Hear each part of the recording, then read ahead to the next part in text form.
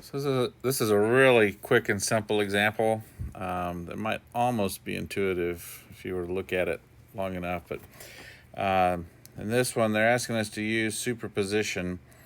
We have two voltage sources, so we'll have to consider each of them separately. But they're wanting us to find the current through the 5 ohm resistor. So that's this guy here. So we'll be looking for the current that would be coming through this resistor here. And so again, since we're using superposition, we'll have to consider each source separately.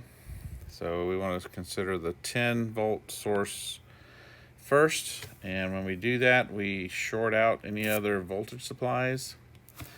So in this case, this one, oops, wrong color. This one would be gone, and then we would replace it with just a short circuit. So again, we're looking for the current coming through here.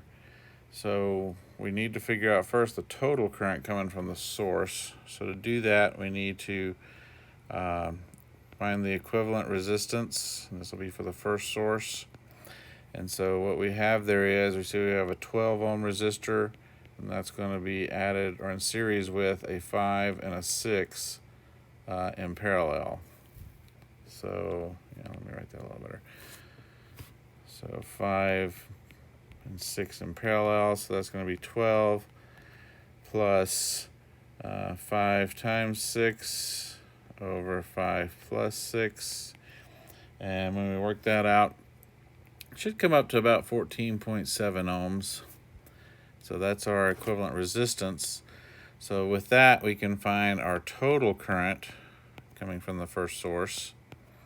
And so what that'll be is from Ohm's law, it's the voltage over resistance.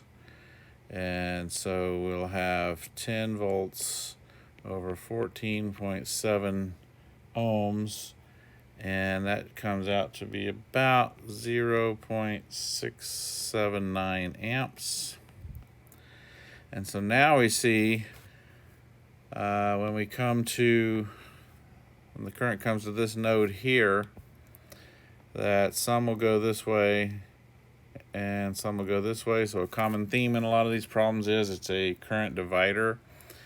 So in this case, the current through the 5 ohm from the first source, that'll be the total current, which we said was 0.679 times, remember with current division, we take the resistor in the other branch. So in this one, the one we're not interested in, that'd be 6. And then we take the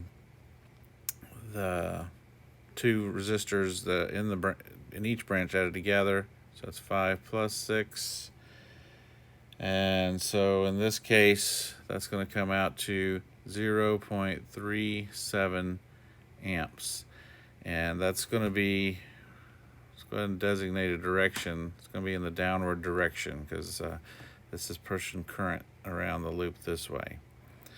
So that's the current through that resistor from the first source. Now we need to go back and consider the other source, so we'll reset our circuit here.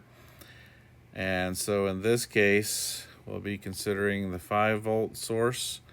So again, we short out any other voltage supplies. So this battery or voltage source here, we will take away, and then we'll show it as a short circuit.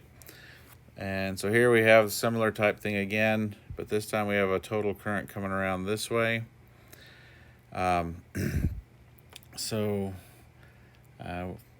We can consider it that way, or we can assume a current coming this way. Either way, the sign should take care of itself when we do that.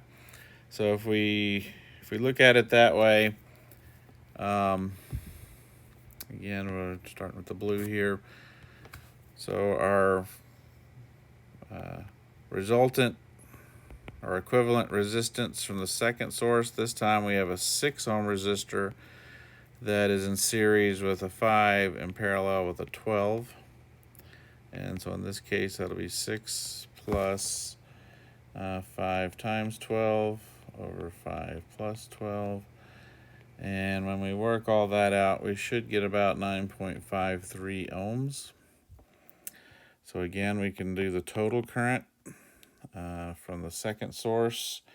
And so in this case, our voltage, we're showing the current going this way, but that starts with the minus sign, so then that has to be a minus 5 over 9.53, and that's going to turn out to be a negative 0.525 amps. So finally, again with current division, I 5 ohm from the second source, that's going to be negative 0.525 times 12 over 5 plus 12, and that comes out to a negative 0.37 amps. So the total current then through 5 is going to be I51 plus I52. So that'll be 0.37 minus 0.37, and that comes up to 0 amps going through the 5 ohm resistor.